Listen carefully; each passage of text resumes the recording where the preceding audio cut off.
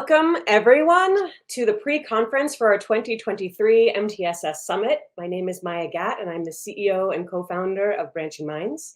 We're all so excited to have over 500 of you here today to engage in some leadership-focused professional learning before the summit officially begins tomorrow. We all know MTSS is system-level change work, and system-level change work is only as good as the leadership is that's driving it. And so we are really excited to be able to provide this opportunity with you today, to learn with you, to learn alongside you, to dig into the work that both you will need as leaders driving this work to concretely, tactically apply learnings, as well as to inspire you so that your cup gets filled back up, because the work is large and we have a long way to go. But we have so much passion and heart behind it. So with that, I am so excited to kick off today's pre-conference keynote with Dr. Sheldon Berman, who currently serves as AASA's lead superintendent for social emotional learning. We will also be joined by Dr. Eva Dundas, our chief academic officer at Branching Minds, who will handle the Q&A today. Eva and I had the great privilege, the great pleasure of meeting Shelley over 8 years ago, which is an incredible amount of time, and I feel lucky to have known you for that long. When we met Shelley, we were young and full of spunk and vision. Branching Minds was just beginning as a story, and Shelley recognized the mission and the vision way before many other district leaders did, and chose to partner with us when we were so early with the first version of Branching Minds. And we were so grateful for his confidence that he put in us, his insight that he provided us, and the leadership that we were able to glean from just working alongside him over those years. And since that time, I will say every single time I connect with Shelley, he reminds me to be a better leader. He reminds me to hold myself to count and not just take the easy path. And that is what has always stood out to me, is his commitment to educational equity and his incredible sense of integrity. In fact, he wrote a book called The Ethical Educator, Pointers and Pitfalls for School Administrators. And that has been my experience of knowing him these past 8 years, is just his incredible sense of ethics and commitment to doing what's right for kids. He has not always done that in the easiest of environments, in the easiest he has not sidestepped the challenges of hard decisions and unpopular paths to walk.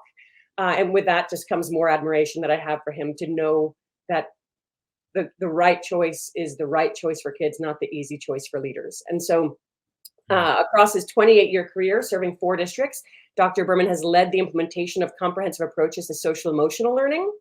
He's also recently published a book, Implementing Social Emotional Learning: Insights from School District Successes and Setbacks. And that's a topic that he's going to dig into with us today. So without further ado, please help me welcome Dr. Shelley Berman. Thank you for sharing yourself with us today. Well, Maya, thank you for that very generous introduction. I've been always in appreciation of Branching Minds and your work and your innovative work. It's been very exciting to see you come and the organization come to this point.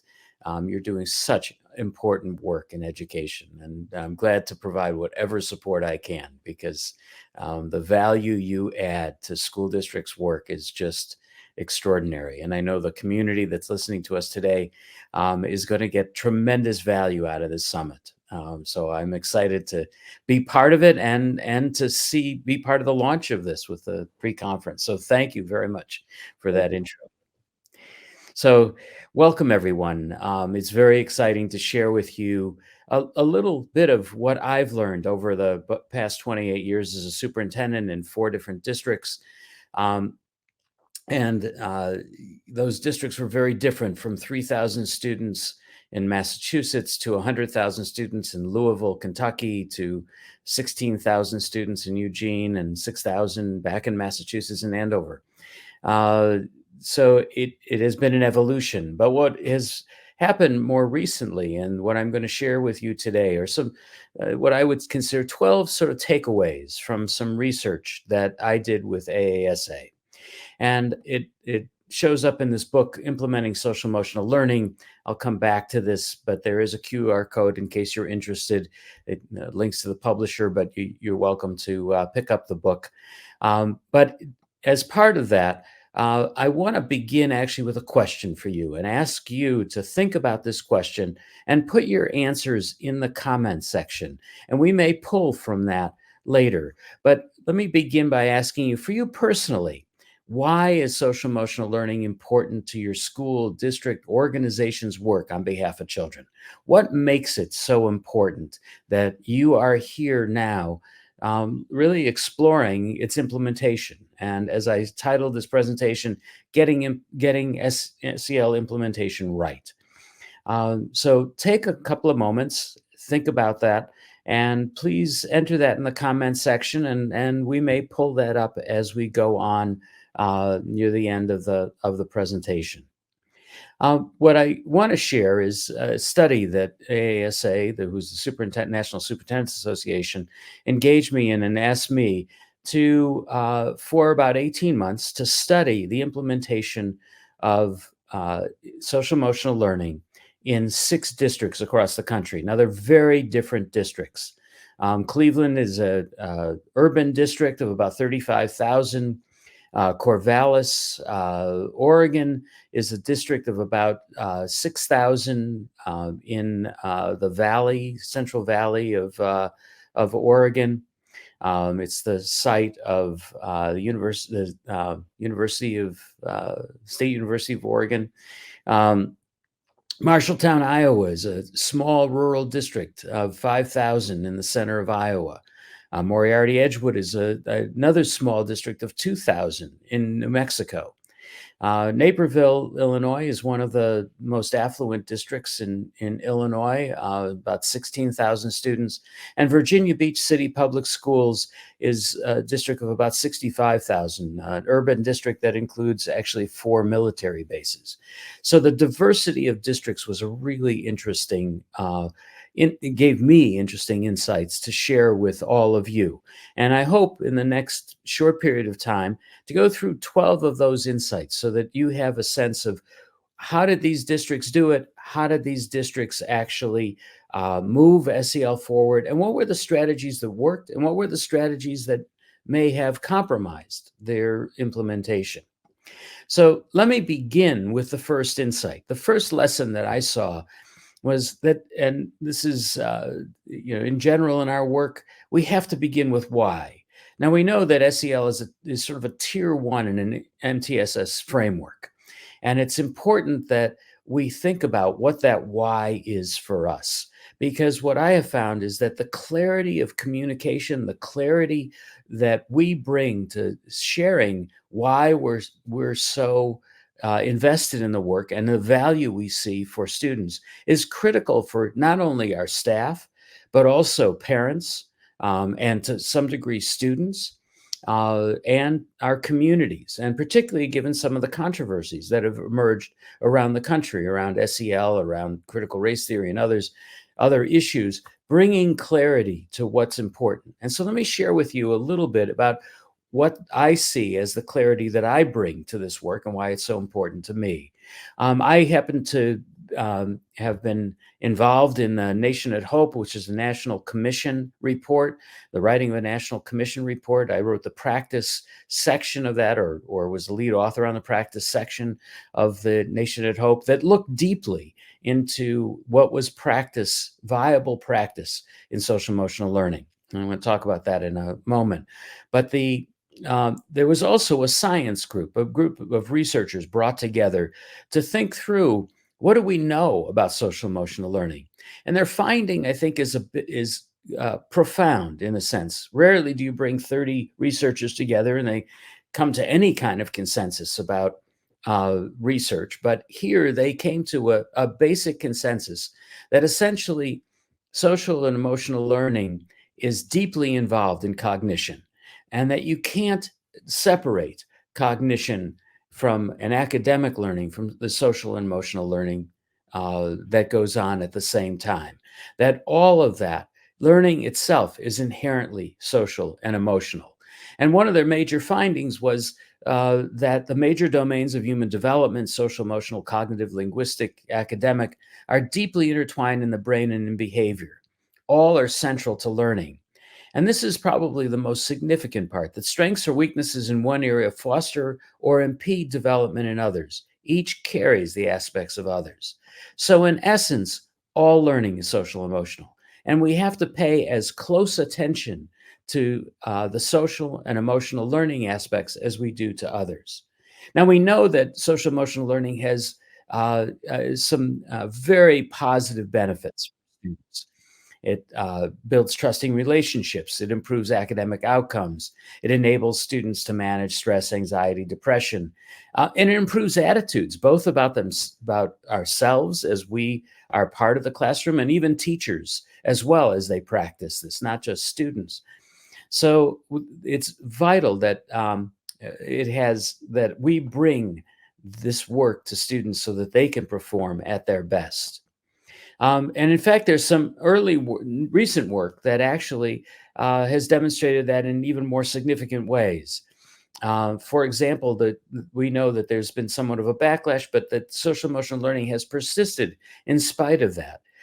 Yale School of Medicine just issued a report that was really a meta-analysis that affirmed, and there are 13 meta-analyses actually in the field of social emotional learning. All of them basically say that it has very positive results academically, very positive results socially, emotionally, and the culture of schools. In two other studies, there's a study in Chicago of the Chicago high schools, and they found that when you prioritize social emotional learning, it has strong academic benefits at the high school level. And in California, there was a study that showed that the school districts that pursued social emotional learning saw a reduction in violence. So the impact is pretty significant. Now, I want to share with you when I was in Louisville, Edutopia came to the district. They did a sort of a review of the work that we were doing. And this short video shares my why. So I'm going to ask Maureen to pull this down and share with us this short video of why I see this as so vital.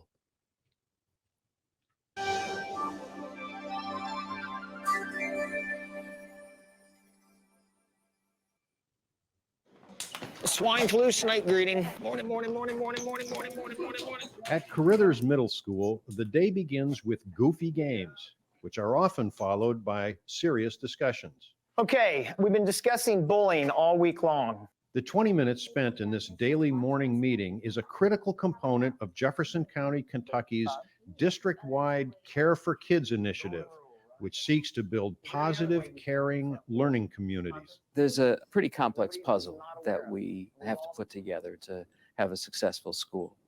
But a foundational element of that puzzle is the culture and climate of that school. And when students feel safe. Hello, sweet girl. You have a good day, okay?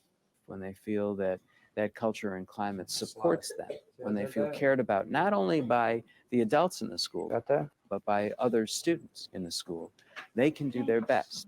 Look at the name and think of something nice to say about that person. Good morning, Storm. Good morning, teacher. I like your humor. It isn't touchy-feely stuff.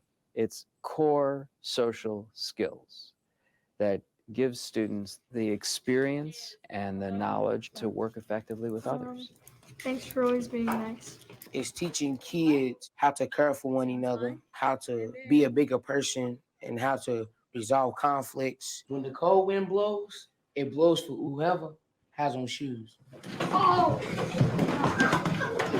When you give us activities where we're able to move, get all our noises out before school and stuff, it gets us more hyped about learning. Less instructional time is lost because we're teaching the skills up front. And so that when it is time for academics, we're learning and we're not stopping at various times to address conflicts. And it's teaching the students how to have ownership and have voice. Tell Jasmine what you think is special about her. I like when you share with me. Thank you, Carol. They're excited. They want to be here. I've had parents say, you know, my daughter's sick today, but she cried because she really wanted to come to school. You know, what are you all doing? Thanks for filling my bucket. How did they fill your bucket today, Jasmine? Because they was being nice to me. Stay in line, don't run, don't run. I like this program, and I see this program that's been implemented, and it works because I was here and I seen it for myself. See you tomorrow, okay, buddy? At the end of the day, those kids getting on those buses with a smile on their face. My job is done. I can safely go home and say, you know what?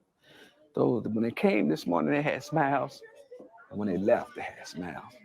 Our job is done because I'm caring. Your mom's outside. Your mom's right there, Madison. For more information about what works in public education, go to edutopia.org. Thanks, Maureen, to putting that up.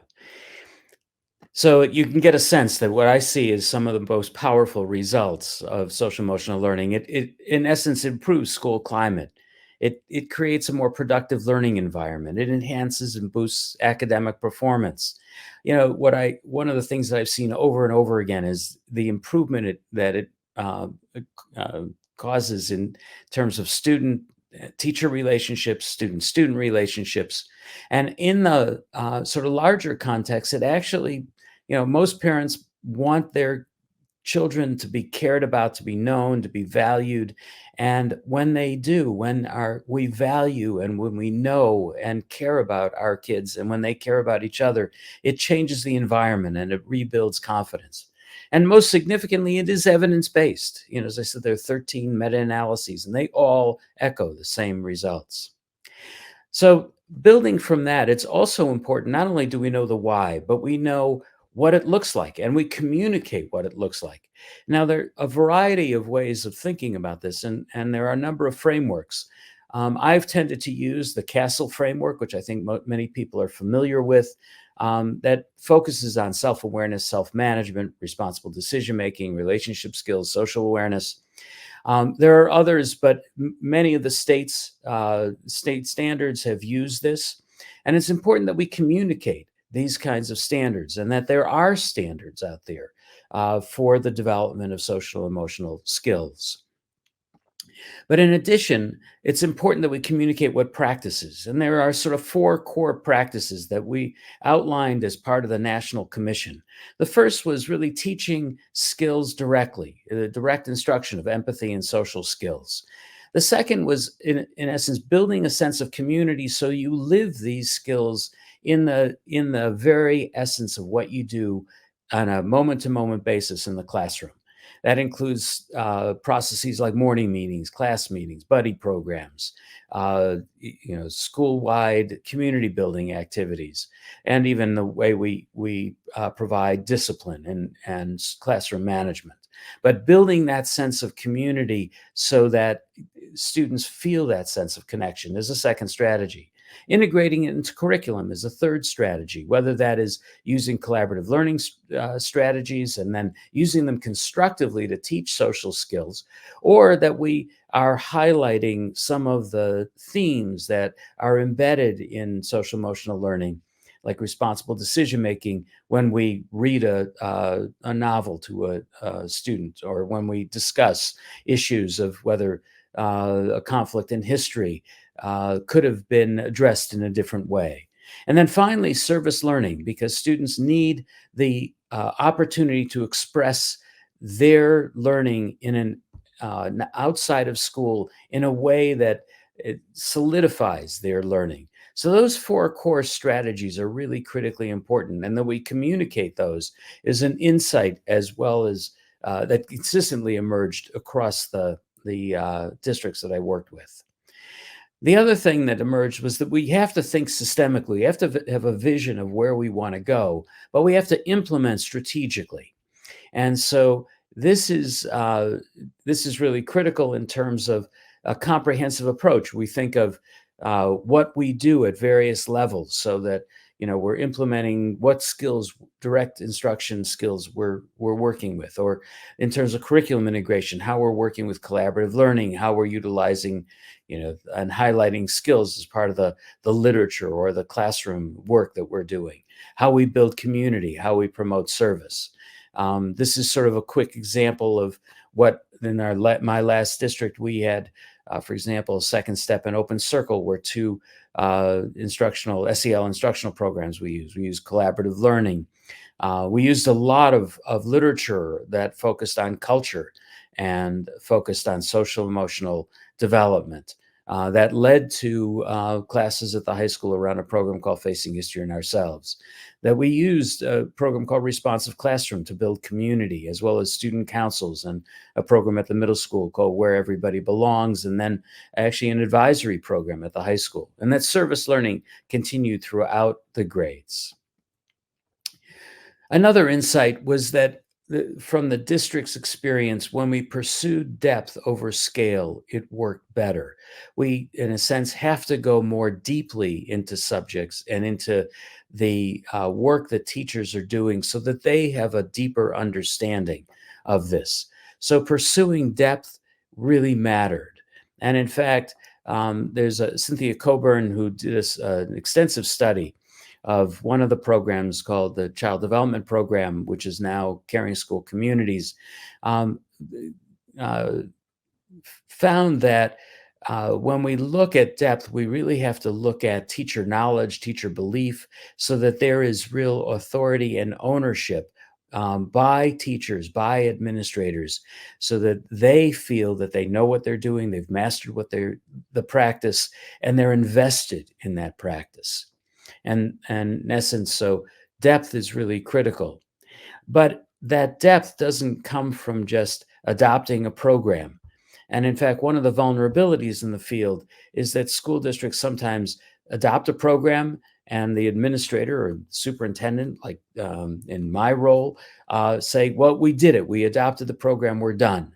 But frankly, we're not done, because it is important that we select good programs, but more important that we help people develop the skills to execute those programs with fidelity and with depth. And so, we often don't realize how much learning goes on in terms of the work we do as teachers and administrators in the area of social emotional learning, and that the programs are not so easily executed. We have to deal with our own social emotional skills. We are reconstructing the way we develop relationships in some cases. We're rethinking our language so that it supports students. And we're avoiding sarcasm and other language that may, actually undermine our work in this area. We're trying to create inclusive, caring classrooms, which takes expertise as well. And then we're looking also at how we align our instructional and disciplinary approaches to social emotional learning so that they resonate and affirm the work. So this is not such easy work, and it takes time and it takes depth. And there were many strategies that districts used to go to that depth. In Virginia Beach, they used a responsive classroom academy. In others, in Corvallis, Oregon, they had walkthroughs on a continuing basis with administrators and teachers, and a consultant who continued for actually 6 years working with the district, and is continuing to work with the district in terms of implementing programs and leading walkthroughs to refine the work. Another insight is that the old saying, culture eats strategy for breakfast. And that, in fact, it's really critical that we work on environment first. And I'll share a quick story around this. I was in one of the districts, and we walked into 2 different third grade classrooms. In one classroom, the teacher finished a reading lesson, moved on to an SEL lesson. It was a 25-minute lesson. She executed the lesson well. It was a wonderful exchange with students. She then said, okay, we're done with our SEL lesson. Put your materials away, and now we're going to move to math. And it was as if, although the skills were relevant, it was as if it was just another thing in the day.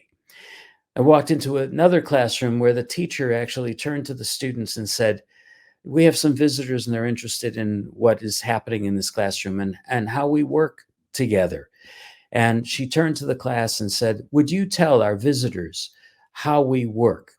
And the students then said, you know, we have a morning meeting, we have a closing meeting, we have a sense of there's really support here. We have a community that supports us, and that we care about each other. And the difference in those two classrooms was striking. And so, in fact, as we look at this, it is vitally important that we focus on the culture of the classroom and how we're developing that culture so that it reflects a sense of community and a sense of connection. And the way I say this is that actually the social curriculum is as important as the academic curriculum, and that we should think through it as carefully. And when districts do think through it that carefully, it has profound impact. Another insight, and this was one that really surprised me in a sense, because it came out as one of the most powerful of the insights. And I know this is reflected in Branching Minds work, and that there was a number of the districts, there was a real shift in thinking, and that SEL wasn't seen as fixing students, that the student was not the problem, the student wasn't broken, that it was really a reconstruction of the environment so that we could highlight students' skills, they could develop those skills, they could be their best in that environment. And when teachers moved away from thinking that students were the problem to thinking that I have to shift my environment so that it best facilitates learning, it had a dramatic impact. Now, some of the work in this area was Stuart Ablon's work in collaborative problem solving. It had, in two of the districts that I worked with, it had a profound impact in the implementation of social emotional learning, because it moved away from the student as being needing to be fixed to the environment needing to be changed and adjusted. And in one of the districts, they use universal design for learning, and that the whole concept behind universal design for learning is that it isn't the student that needs to be changed or adjusted for, but it's the environment that needs to be changed so that students have access to the curriculum. And so accessibility is about the curriculum, not necessarily about the student. Another insight, and this is for all the administrators who are here, is that leadership matters. It matters that administrators know what social emotional learning is, that they develop expertise in this area, and that there are policies that support it.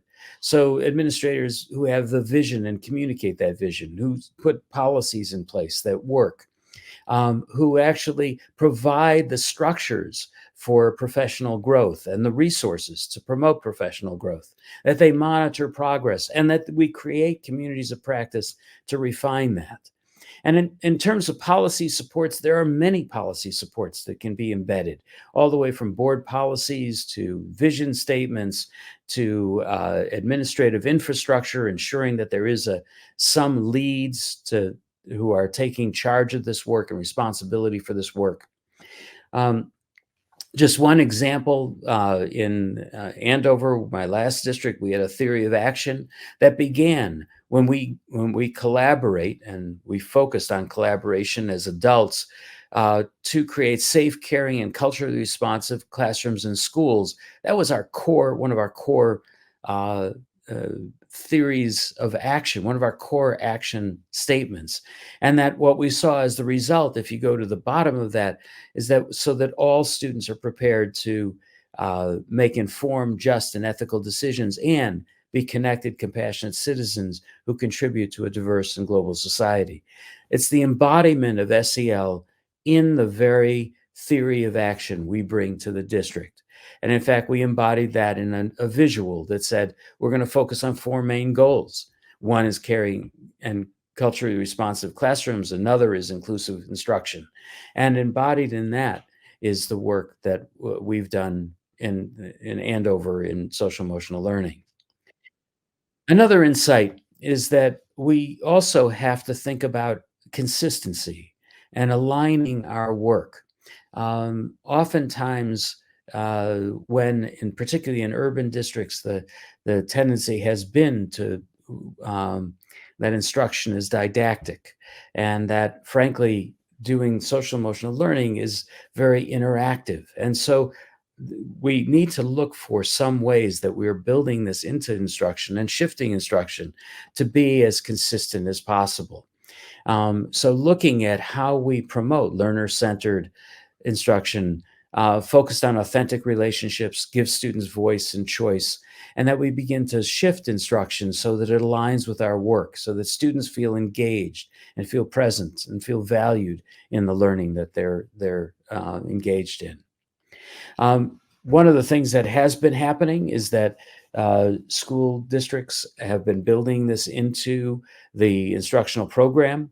And I'll share an example of that in a moment, but also there are commercial publishers who've begun building social emotional learning into the learning strategies embedded in their own programs. This is an example. Being a Reader and Making Meaning are two programs that deeply embed social emotional learning into the reading program, which is the reading program is collaborative literacy. But that's just one example of a program where social emotional learning has been embedded deeply into instruction.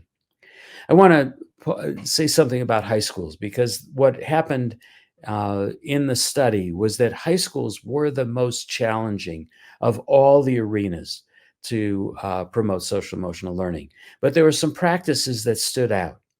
One was, in fact, the professional practice in inquiry and engagement strategies, that made a difference in the culture of classrooms and in the development that students experience through collaborative learning. One of the districts, Naperville, Illinois, had been using learning targets, academic learning targets, so that academic learning targets were posted in classrooms, and that teachers actually explicitly shared those targets with students. And then they returned to those targets at the end of the class to say, how well did this lesson get to those targets? And do you need additional supports? Well, they decided that in addition to the academic learning targets, that they would post the social emotional learning targets at the same time. And so every class at the high school had social emotional learning targets as well as academic learning targets. And in fact, that was district-wide. Advisory programs have been highly effective, and I'll share a couple of the programs with you in a moment. And also courses in social emotional learning, or a program called Facing History, which actually highlights social emotional learning in terms of looking at issues of race, issues of ethnicity, issues of prejudice and intolerance. And then finally, looking at how we design service learning programs. Those areas were effective in moving social emotional learning to the high school. And so in terms of advisory programs, Engaging Schools has an advisory guide that's really a very good guide for this. Facing History and Ourselves has a community building guide for advisories. Facing History and Ourselves, and I use this as a 9th grade course in 2 of my districts. One district used the Holocaust and Human Behavior. Another district used Choices in Little Rock. But these were profound experiences because they looked at students' relationship to society. They were case studies of intolerance and civic ethics, and that they actually looked at the fragility of democratic governance and what happened in Germany, and the fragility of decision-making in terms of Little Rock. And it helps students deal with some real issues that were germane to their development at a high school level. You know, oftentimes high school curricula are as Stephanie Jones, who's done a study of high school programs, are sort of elevated elementary or middle school programs, and that high school students don't find them as challenging or as beneficial. Facing History and Ourselves and other courses at the high school level are designed specifically for high school students. So I think it makes a tremendous difference when you focus on issues that are relevant to high school students. The other area of alignment is that's really critical is discipline, because in fact, if we are building a sense of community and then somebody violates a norm, what we really want to do is bring them back into community. We want them to learn from that experience. And so we want to have systems of discipline that are developmental, that have logical consequences, that are focused on restorative practices, so that we are prioritizing relationships over control, belonging over exclusion, learning over consequences, and assuming responsibility over imposing punishment. It's all about how do we return a student who has violated a norm or violated a rule back to the classroom in a way that has integrity and where the student is accepted back and they have learned from that experience and reconnected with those who they may have hurt or they may have harmed in some way. Developmental discipline is another strategy that's very aligned with social emotional learning. Again, it's all about learning and about relationships and healing those relationships. Another insight is that it's very important that we align our work in social emotional learning with the work in diversity, equity, and inclusion. The criticism, one of the criticisms of social emotional learning is that it can fall into the rut of accepting, projecting, and inculcating dominant social values, norms, and mores. So it can promote the dominant culture rather than focusing on the culture of students, so that that we bring a sense that our classrooms are identity safe and culturally responsive and inclusive. And so aligning our work with our work in diversity, equity, and inclusion is critically important for us to be consistent in the message that we deliver for students. Another one was that, oftentimes there were service learning programs, but in the districts that I visited, but they hadn't necessarily connected the service learning or community service programs with their social emotional learning program. And it is vitally important that we enable students to practice these skills in environments beyond the classroom, because too often they see these social emotional learning skills as they're okay for the classroom, they're okay for school, but I can't execute them outside of school. So building that sort of universe of obligation that goes beyond the school, that takes them into the community where they can not only share the skills that they've learned, but they can actually embellish on those skills and refine those skills in a different context. There are many forms of service learning. It could be intergenerational service, educational, environmental, humanitarian, political action. The group you see here, students who are doing a environmental study of an area outside their school, documenting it, and actually, in the end, certifying it as a vernal pool. But it was such an affirming lesson for these students, and it connected them to the community and helped them feel that they could make a difference, both working together and working for the benefit of the community. Progress monitoring was also important, and how we progress monitor so that we can continue to improve. In every district I went to, there was a form of data that was collected. For example, this is the one in Andover, used the Panorama survey to look at student competence, to look at student connectedness. Belonging is probably one of the key measures of effectiveness of social emotional learning. And also there are teacher surveys that can be used to assess teachers' sense of the climate and whether the professional learning in social emotional learning has been helpful to them in pursuing the kind of community building and teaching of these skills. In Naperville, Illinois, they actually put on the progress report, elementary progress report, and even the middle school progress report, they had SEL standards that they used and reported back to parents growth around those SEL standards. Another one, and this has become more important given the sort of some of the pushback around the social emotional learning, is that we need to align with our community's interests and need to be able to share with our community why this is important and how we execute it so that it benefits students.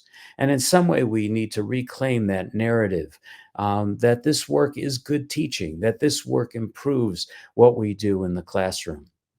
And in fact, parents are, when you ask them, and many surveys have been done of parents more recently because of that pushback, and that parents are very supportive of this work. That a Pew Research Center found that 93% of parents say SEL is important in schools. In a national PTA survey, 88% of parents want schools to teach SEL skills. So this is something that parents affirm, but we need to be communicating that and helping parents understand what we're doing and why we're doing it and why it's important. I'm going to pass over this. And so messages for parents are really critically important. And one message that I like to communicate is that social emotional learning, the why is because all students deserve to feel safe and welcome in their schools. And social emotional learning is a key vehicle for communicating that. So some of the lessons that I've learned through this work is that, SEL implementation works best when it begins with the classroom and school culture. That when we begin with looking at building a community in our schools and in our classrooms, it gives students a sense of belonging and connectedness. And then we can move to the refining of skills. In fact, in a number of districts, they use both community building programs like responsive classroom or caring school communities and skill development programs like Second Step or Ruler or Paths or Wayfinder, or the whole range of other skill development areas. That depth of implementation is better than breadth as a starting point. You want to go deep. You want people to master this work. You want people to feel confident. And you want to provide the support systems for professional development. So programs matter, and it matters that we look at evidence-based programs that are effective, but professional capacity building is the key to success. In districts where it worked best, building an infrastructure for administrative support and professional development was essential. Someone needed to be the lead. Someone needed to be responsible. And when someone was responsible, they took it far further than other districts that made it more amorphous in terms of leadership. Administrative vision and leadership are crucial. That administrators know what we're doing and know what's happening in classrooms and know what it should look like. Do walkthroughs that affirm the work in social emotional learning. Provide policy supports so that the work is sustained. Aligning the SEL work with instruction, discipline, and other district initiatives is also really vital so that we have consistency and that people see a single vision around this. That was really clear in Corvallis, where they had a reading program, a math program, and a social emotional learning program that all aligned with each other. And that what teachers said to me was, I feel like this is everything has the same kinds of practices and affirms the same kinds of relationships that I want to have with students and that they want to have with each other so that they can learn best. And where we started communicating SEL's why and how clearly to staff, parents, and community is really important. In fact, some of the lessons learned in larger districts was that the staff sometimes didn't understand what SEL was, even though it was being implemented in the district and they'd been part of professional development. That depth of understanding wasn't present, and the why wasn't so clear. So communicating that and affirming that is really important. The last insight was that when districts tried to do it all, it compromised their work. That when they picked an area, went deep, and built from there, that was a far more effective strategy. So let me end this by just sharing a couple of resources that may be useful in your work. One, there's an organization now of many organizations, including AASA, ASCD, and a whole range and CASEL and a number of other social emotional learning organizations called Leading with SEL It's leadingwithsel.org. They have tremendous resources, parent and board toolkits for informing people and supporting this work. It's a great resource. The Nation at Hope report has excellent resources in terms of practice and the science of this work. Stephanie Jones at Harvard and supported by the Wallace Foundation has come up with two really evaluation guides, one at the elementary level and one at the secondary level, looking at programs and what those programs emphasize so that school districts can make really good judgments about what programs they select. AASA and Castle work together to develop a superintendent's guide that it's a toolkit that focuses on 10 high leverage strategies. And again, this is available on the web, both at AASA and at Castle, and you're welcome to download it for free. Castle also has a district resource center that's free. It has a wealth of resources for school districts. And they have an SEL Fellows Academy that has probably one of the best professional development experiences for an individual in a school district, if you care to pursue that. And then I would offer two recent books, one, Social Emotional Learning in Action. I've written a chapter in there on obstacles. And then what I've just tried to summarize in a short 40 minutes is really elaborated on in some depth in implementing social emotional learning.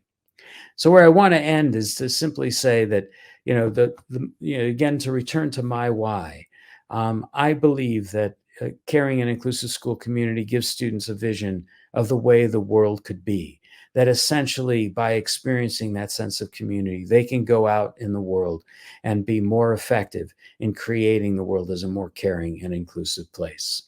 So with that, I'm going to pause and have Eva jump back in and focus on some questions and maybe a little bit more dialogue.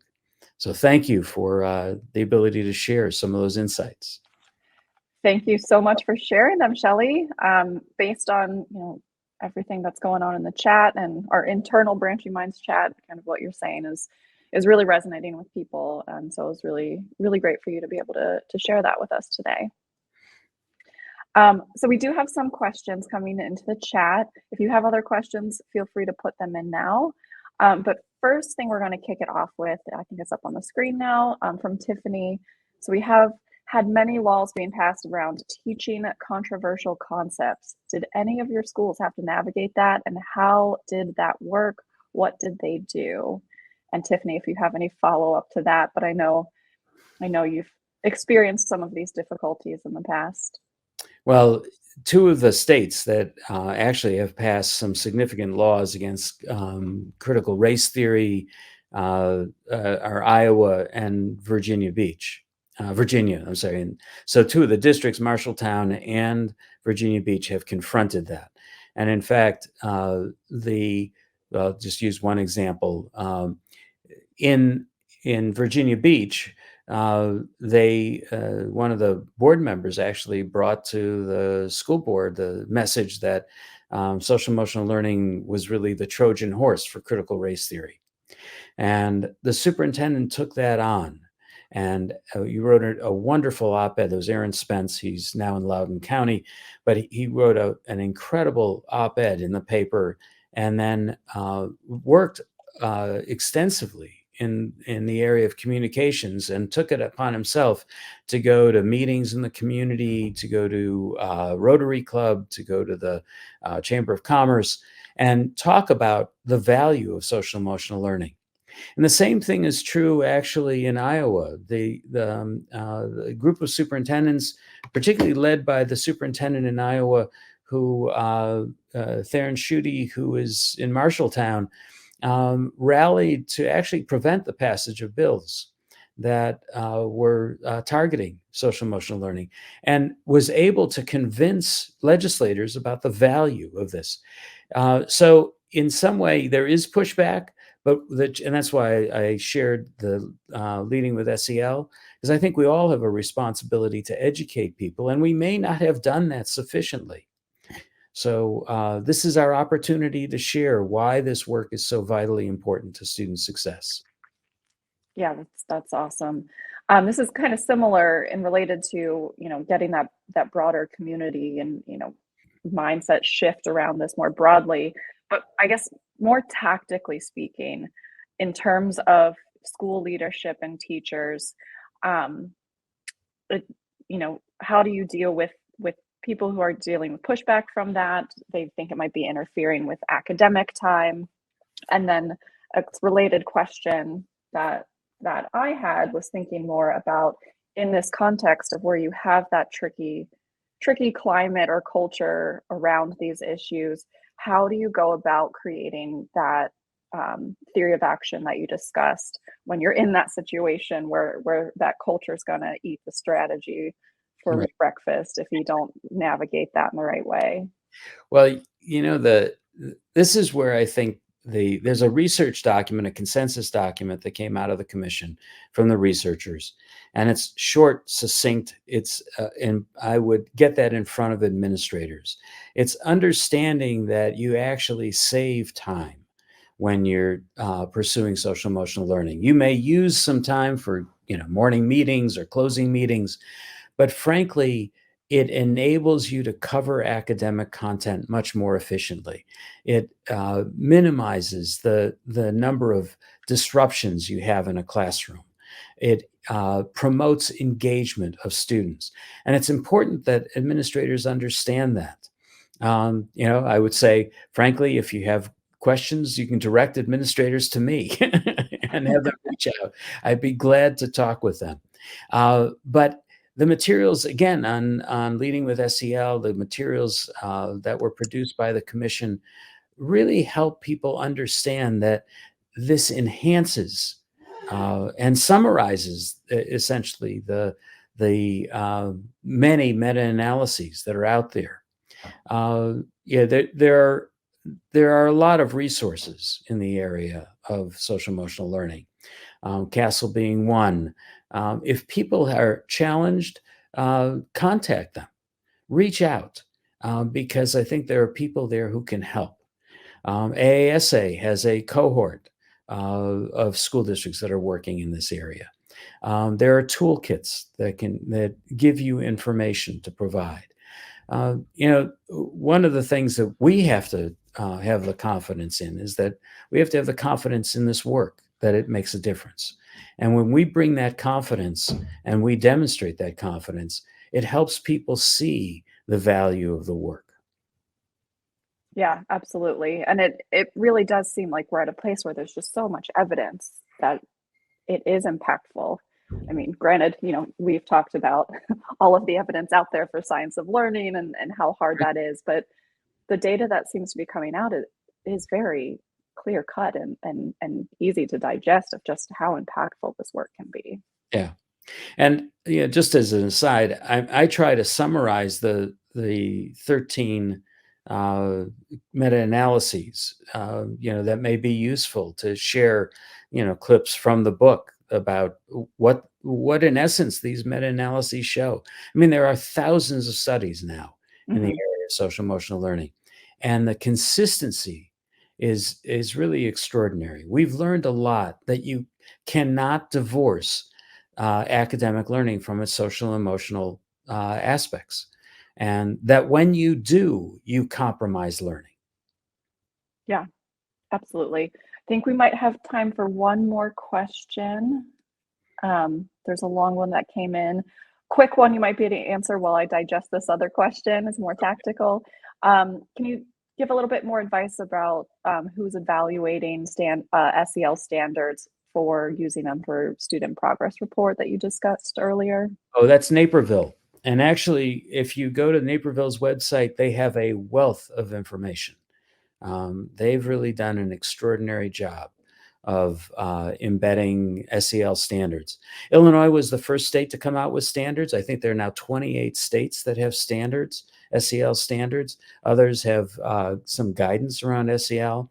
But the Naperville took those to I think a a level where teachers could see what standards they were using in the classroom, and actually even at the high school level, whole departments talked about what standards they were going to emphasize in which courses and how they would promote particular standards. So it was a very standards-based discussion and very successful in terms of their implementation. Yeah. Have you seen anyone involving kind of student voice in creating those? You know, I've seen a lot of work in terms of bringing student voice into the work in SEL, but not in terms of the creation of standards. So it's a good question. And that's not something that I've observed in terms of the actual development of standards. Yeah, at least not in the creation of standards, but maybe in kind of the themes or focus areas that kind of they'd be targeting to improve certain standards. Yeah. Might be. Well, that's why class meetings at the elementary level are so valuable. Advisory programs at the middle and high school are valuable because students can reflect on the programs and on their own needs. Yeah. You know, Cleveland was an incredible example of student voice and engagement, and that the superintendent there, Eric Gordon, who is now actually retired after 12, or didn't retire, but moved on to community college work after 12 years as superintendent and 4 years as chief academic officer. So he was there 16 years of continuity. But every year he brought together, and it's an urban system, 400 high school students. Wow. And he, and 4 times a year to consult with him about significant issues. I was there for one of the meetings, and it was on violence actually in the community, and what students thought they could do and the district could do to prevent incidents of violence.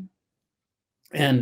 And these students were just highly engaged in questions that were real for adults. It wasn't just, an abstract question or something that the adults knew the answer to. Yeah, that seems like a really, really beneficial conversation to have across those groups of people. But it looks like we're almost out of time. We've got to turn it back over to Maureen. But Shelley, thank you so much for kicking us off today. This has really been a fantastic start, and I think really inspired and motivated people for the summit. So thank you so much. Thanks, Eva. Thanks for the opportunity. Okay, well, Dr. Berman, Dr. Dundas, thank you. Man, I hope you saw all the chatter in the comments that I do. As Eva said, I think this really resonated with a lot of folks, and what a way to set the tone for the next couple of days. Gosh, thank you, Dr. Berman.